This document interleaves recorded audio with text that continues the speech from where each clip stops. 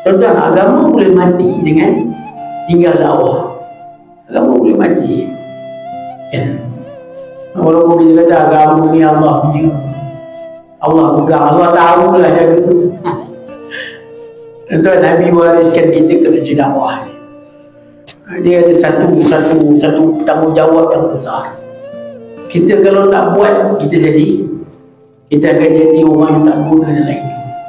Saya ingat tahun 2000, saya masuk madrasah tahun 2003. 2003, 2005 tak silap. 2005 kita ni dah, saya masuk madrasah ni dah umur. Kita masuk madrasah ni dah umur. Jadi ada sampai setahap Allah uji dia. Syaitan bisik-bisik, berhentilah. Kau berhentilah. Kau ngaji madrasah, banyak kerja lain. Nak tolong agama, macam-macam boleh buat. Kita pula berkawan dengan orang yang tak membantu otak kita ni kan. Dia kata berhentilah kan. Fikir. Kebetulan waktu tu seorang ustaz saya baru balik jemaah daripada Brazil. Amerika Selatan. Tuan tahu tak? Di antara tempat yang ramai orang Islam, Amerika Selatan. Dalam dunia ni banyak Cina ramai orang Islam, kita di China kan, saya ada pelajar daripada China. Kita tak boleh pergi dakwah sana, susah. Kalau orang kita pergi dakwah di China ni tuan-tuan kena nak berdakwah kena masuk timpak. Tuan-tuan kena main buayan. Tuan-tuan kena main kuda pusing-pusing dalam tu, susah kan. Ada negara-negara yang susah. Begitu negara Soviet kan, negara Soviet, negara lama bawah Rusia, Bukhara, Tashkent, ini negara-negara yang ramai orang Islam tapi susah nak masuk. Begitu juga di Amerika Selatan. Brazil, Argentina, Peru, ini pun negara yang ramai orang Islam. Bukan baru masuk Islam ni, lama. Tapi sayangnya tuan-tuan, tak ramai yang sanggup nak tinggal dengan dia. Jadi kebetulan ustaz saya waktu tu keluar jemaah kan, dakwah di sana. Dia cerita, kita ni dah umur fikir nak berhenti madrasah kan. Tapi waktu tu Allah hantar cerita dia. Dia kata bila sampai di masjid di Brazil ni, ada masjid besar. Dia kata bila sampai di Brazil di masjid, dia kata bila dia orang ni ambil wudu, orang daripada dalam masjid ni keluar. Ramai semua keluar, tengok. Diorang ni dah takut dah. Rupanya semua keluar nak tengok diorang ambil wudu macam mana. Dia kata selama ni kami ambil wudu muka dengan tangan. Kami tahu ambil wudu muka dengan tangan. Jadi hari ni bila tuan-tuan datang, kami nak tengok cara wudu yang betul. Macam mana wudu yang betul? Jadi tunjuklah cara wudu. Lepas tu pindah ke kampung yang lain. Ada satu kampung yang ramai orang Islam, kampung dalam kampung. Bila datang rumah, seronok, sambut. Diorang jadi macam hari raya. Siapkan surau ni, diorang hias. Diorang bentang kapet baru. Perabot dekat rumah ni, yang cantik-cantik ni bawa pergi surau, nak bagi jemaah ni duduk. Diorang panggil anak-anak yang tua-tua datang, kata kami nak belajar sembahyang. Kami ni rindu nak sembahyang, tapi kami tak pernah sembahyang.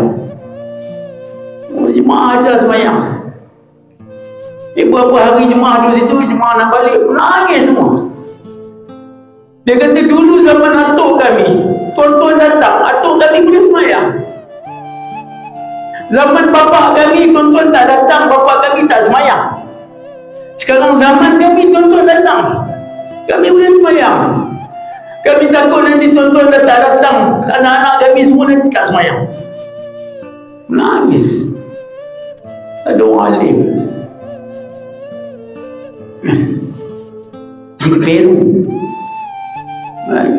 di Peru ada mufti. Dia ada satu macam jabatan agama, dia ada satu orang mufti zaman tu kan. Orang Islam banyakkan miskin, dia tak mampu nak beli lembu sembelih, tak mampu.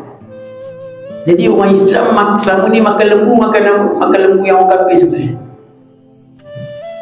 Jadi mufti dia keluarkan fatwa apa keluarkan fatwa kalau orang Islam nak makan lembu juga baca bismillah 3 kali.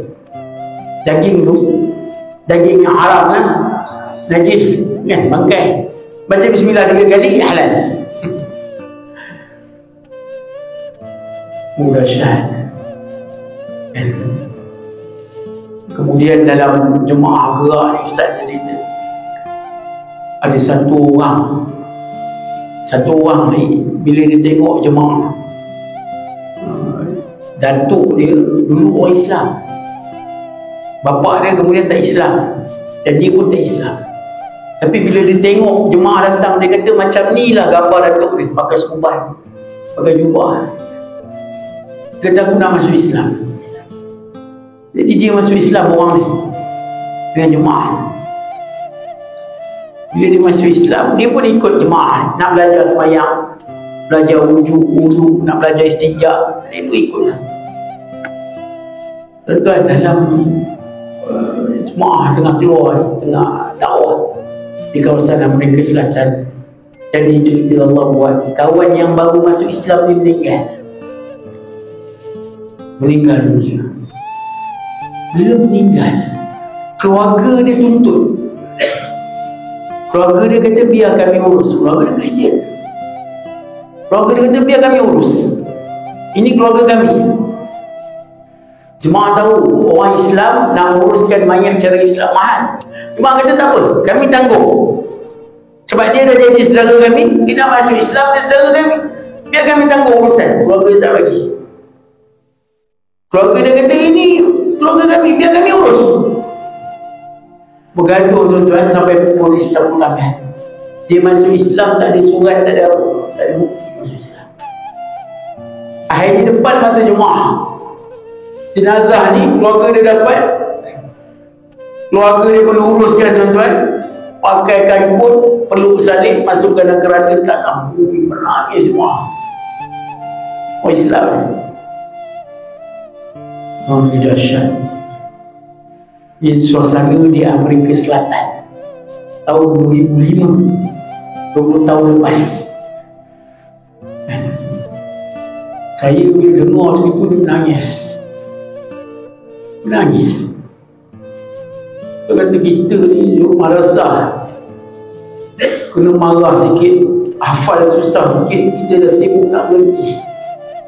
Kita untuk agama ni tak boleh susah, sedangkan Allah hadiahkan agama ni besar. Kita ni untung tuan-tuan, beranak-beranak Islam dah. Kita ni beranak-beranak dah Islam. Orang ajar mengaji Quran di keliling kita kat kampung. Sana ada ustaz, sana ada satu paklong mengajar sana. Tinggal kita ni mengaji tak mengaji. Kecil-kecil lagi mak ayah kita dah khatamkan kita. Untung kita ni, ada orang tak seuntung gitu. Ada orang mati-matian nak dapatkan hidayah, mati-matian nak dapatkan agama. Sebab tu penting dakwah. Penting hari ni kita ni semua sedar kerja ni. Penting. Agama bukan untuk cukup kita lepas dah. Nabi tak ajar agama ni untuk lepaskan cukup kita tak. Nabi ajar agama ni untuk fikir pada orang lain. Nabi ajar untuk sedih untuk orang lain. Ini agama Allah Subhanahu Wa Taala. Saya bila dengar cerita saya sedih. Ujung-ujung ustaz saya tambah satu cerita. Dia kata bila diorang lepas ke Peru, diorang ke Argentina. Diorang di Argentina ni, diorang Argentina ni orang Islam dia duduk sepah jauh-jauh, jadi susah nak cari orang Islam ni, susah. Dan sana pun orang Islam dah, masjid pun tak ada, tak banyak. Kalau di belah Brazil, di belah Peru ni ada masjid, senang, orang Islam ada kat masjid. Belah Argentina ni susah, jadi diorang cari kan, cara diorang bagi salam, Assalamualaikum, Assalamualaikum. Dia dah jumpa satu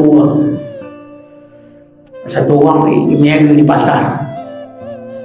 Orang ni pun bila tengok jemaah ni dengan serban kan, dengan pakai jubah, ada janggut dia pun, dia kata dia kata datang rumah aku, dia kata aku ada benda nak tunjuk. Lelaki tadi dia kata datang rumah. Bila datang rumah, dia pun hidang makan. Dia kata jangan risau, ni makan semua aku buat halal. Dia kata kat rumah aku ni, ini aku boleh siapkan makanan halal. Ini cuma aku duduk makan. Dia kata aku nak tunjuk satu kertas. Aku ni ada satu kertas, dulu moyang aku bagi, tapi aku tak kerti baca, tapi ada kertas ni cakap. Lepas tu dia ada gambar lama, gambar monyang. Dia tunjuk gambar monyang dia pakai kopiah. Monyang dia janggut. Muka-muka Arab Pakistan ni juga. Jadi dia keluar satu peti, dalam peti tu ada kertas dah kuning, berambut. Dia jemaah pun tengok, rupanya tu kertas nasab keluarga dia, nasab keluarga kawan dia, orang yang berniaga tadi. Ini dia orang Kristian, sekarang ni dia jadi Kristian, ini dia pun Kristian. Bila tengok nasab keluarga dia, ustaz dia kata bila tengok dia baca, dia tengok sampai atas, ustaz tu menangis. Rupanya ini keturunan sahabat Nabi sallallahu alaihi wasallam. Orang yang dia jumpa ni, lelaki yang jumpa kat pasar ni, yang sekarang dah jadi Kristian ni, keturunan Sayyidina Tamim Dari radhiyallahu ta'ala. Datuk dia Tamim Dari radhiyallahu. Tapi yang sebab tuan-tuan, umat tinggalkan kerja dakwah. Tuan-tuan, suriat sahabat pun tak ada jaminan untuk hidayah. Sebab tu tak dapat tidak Allah Subhanahu wa ta'ala sangat tekankan kerja ni. Umat nak kena faham tanggungjawab. Kita nak kena sedar, ini kerja kita. Kerja kita kadang-kadang ada orang cakap, fardu rukun Islam 5 je Ustaz. Ucap kalimah syahadah, solat 5 waktu, zakat, puasa, haji, mana ada dakwah. Ramai orang cakap dakwah tak ada, tak umum. Tuan-tuan, dakwah ni asas. Ini macam bumbung. Takkan terjadi hukum Islam kalau tak ada dakwah. Pekerjaan yang mula-mula Nabi sallallahu alaihi wasallam buat ialah mengajar umat.